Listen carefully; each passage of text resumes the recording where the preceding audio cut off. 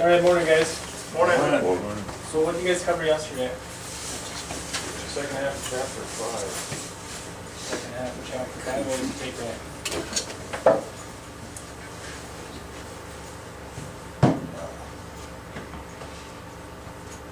Silence in the room. Assessing the positive and negative Okay.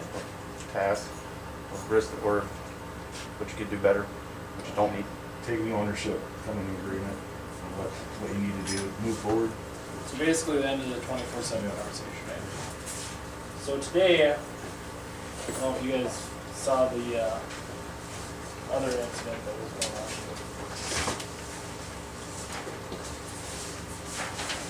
Should be another one here. Oh, there it is.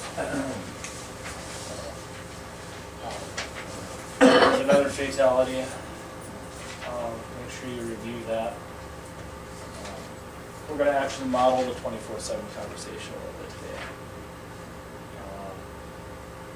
Can I get a volunteer?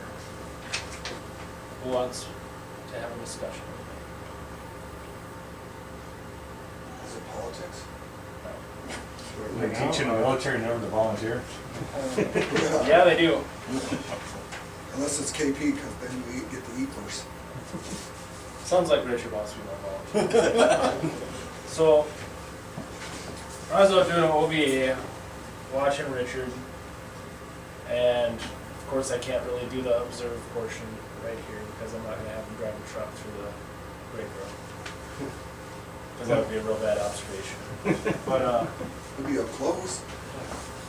so Richard backed up, got everything lined up for his truck to do a 4-yard container, and he decided to just use his kick bar instead of using the winch to dump the 4-yard. Everything else went really smoothly, used the R factor in completion. Had his strobe lights on, everything else looked really good. So I just observed this. So Richard did a really great job of approaching that container and doing a site assessment. Backed up, right on the money. What do you think that you could have done a little bit differently on that container? Instead of using the kick bar, you should have used a winch cable, because it is a 4-yarder and it's going to be heavy. And you'll do a lot of damage to the front of the 4-yard container. Why is that so important that you use the winch line? More stability with it instead of a 4-yarder, because it can unhook the bars. By using the winch cable, you'll actually draw the container into the truck to lift up instead of push away and then lift. Okay. So what's the worst thing that could happen if you're using that kick bar instead of the winch line? One of the arms could let loose when you're going halfway up and the thing goes flying out. And it could do, you got something onto the sides of you, it could hit a vehicle, or it could swing around and slam you against the truck. Okay. So with that then, what would be the worst thing? Death. Death? If they swing around and hit you. So it could definitely kill you, right? Oh yeah. So how can we do this in the future to make sure that that doesn't happen? Have a mindset that anything over a 2-yarder, you use a winch cable. When can we start doing that? Immediately. Immediately? Can I, Just get a mindset of anything over 2, use the winch cable, use the winch cable. can I get a commitment from you that you're gonna start doing that from now on? Sure. I'll pay more attention to my containers and try to use the winch cable more often than instead of using the kick bar.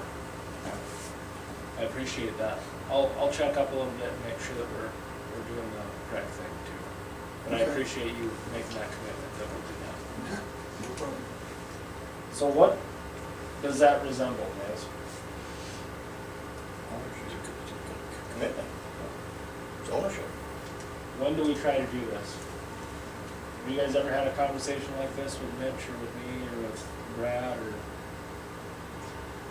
This is the same thing that we use on a pretty regular basis. That's what I'm trying to get across.